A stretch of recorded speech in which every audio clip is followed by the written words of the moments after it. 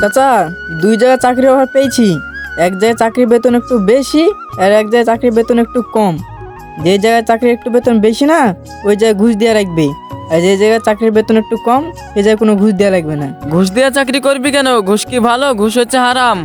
ঘুষ দিয়ে চাকরি করবি, দেখবি বেশি দিন টিকতে পারবি না। হারাম জিনিস কি বেশি দিন টিকা যায়? চাচা, এখন তাহলে কি করব?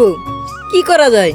তোকে যেটা বললাম তুই ওটাই কর, একটা ঘুষ ছাড়া চাকরি কর। আচ্ছা ঠিক আছে, আমি দেখি। কথাটা আপনি ঠিকই বলেছেন। স্কুলে ভর্তি হবে না মাদ্রাসায়? স্কুলে। আসসালামু আলাইকুম ভাই। ওয়ালাইকুম আসসালাম। আপনার ছোট ভাইকে কি এখনো কোথাও ভর্তি করাননি? ওকে জিজ্ঞাসা করছি স্কুলে ভর্তি হবে না মাদ্রাসায়, ও খালি বলছে স্কুলে। ওকে মাদ্রাসায় ভর্তি করান, আলেম হতে হবে, দিন শিক্ষা নিতে হবে। স্কুলে ভর্তি করালে কিছু শিখবে না, দুনিয়া নিয়েই ব্যস্ত থাকবে। দেখছিস হুজুর কি বলছে? মাদ্রাসায় ভর্তি হতে হবে, জ্ঞান অর্জন করতে হবে, দিন শিখতে হবে। হুজুর ও তো বুঝছে না, ওকে তো কোনোভাবে বুঝতে যাচ্ছে না। ও শুধু বলছে স্কুলে ভর্তি হবো, স্কুলে ভর্তি হবো। ও নাকি বলছে মাদ্রাসায় কি হুজুররা মারে। হুজুর, মাদ্রাসায় কি হুজুররা মারে? না। পড়া পারলে কি মারবে, পড়া না পারলে মারবে। ঠিক আছে বাবা, তুমি তাহলে মাদ্রাসায় ভর্তি হও, দিনের জন্যও ভালো হবে ও আখিরাতের জন্যও ভালো হবে। ঠিক আছে ভাই, তাহলে আপনি আপনার ভাইকে নিয়ে মাদ্রাসায় চলে আসুন, ছেলে ভালো আছে। দেখছি হুজুররা কি বলছে, মাদ্রাসায় ভর্তি হতে হবে, ভালো একটা ভবিষ্যৎ তৈরি করতে হবে। হুজুরে নিজের বেটাকে কলেজে পড়ায় আর অন্যের বেটাকে বলে মাদ্রাসায় ভর্তি করা। কি হলো, কি হয়েছে ভাই? হুজুরের বেটাকে দেখুন কলেজে ভর্তি করেছে ভালো একটা চাকরির জন্য, ভালো একটা ভবিষ্যতের জন্য। লোকের বেটাকে বলে মাদ্রাসায় ভর্তি করাও, মাদ্রাসায় ভর্তি করাও। এ আইছে যত সব আবল তাবল।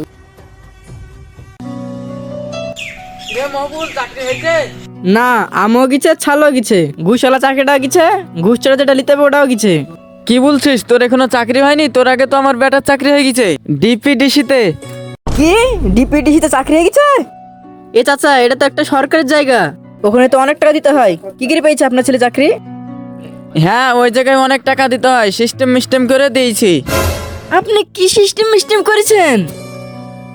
এটা কোনো সাধারণ জায়গাও না, এটা বেসরকারি না, সরকারের একটা প্রতিষ্ঠান। অবশ্যই আপনার কি পরিচিত কেউ ওখানে আছে? না। পরিচিত না থাকলে কি করে হয়েছে? ঘুষ দিয়ে নিয়েছি। আচ্ছা চাচা, রাখুন তো। আপনারা মানুষ এরকম কেন? নিজেরাই উপদেশ দেন আর ওই উপদেশটা নিজেরাই পালন করেন না। আপনারা মানুষকে বলেন এই রাস্তায় যাস না, এই রাস্তা খারাপ, তারপরে কেন নিজেরাই ওই রাস্তা দিয়ে অন্যের আগে পৌঁছে যান? উপদেশ দেন ভালো কথা, যেটা হারাম ওইদিকে যেও না। তাহলে উপদেশ দিয়ে কি লাভ, যে উপদেশ নিজেরাই মানেন না? আপনাদের মতন লোকের কাছ থেকে উপদেশ নেওয়ার থেকে না নেওয়াই ভালো। ওইদিকে যে একজন হুজুর ছোট ভাইকে নিয়ে যাচ্ছে, জিজ্ঞেস করছে কোথায় ভর্তি করাবা। স্কুলে নাকি মাদ্রাসায়? ছোট ভাই বলছে স্কুলে, আর হুজুর বলছে নাকি স্কুলে ভর্তি করো না, মাদ্রাসায় ভর্তি করো। হুজুরের কথায় মাদ্রাসায় ভর্তি করালাম। 1 বছর পরে দেখে হুজুর নাকি তার ছেলেকে ভার্সিটিতে পড়ায়, কলেজে পড়ায়, ভালো একটা চাকরির জন্য। কিসের জন্য? ভালো একটা চাকরি করতে পারে, ভালো একটা অবস্থান হতে পারে।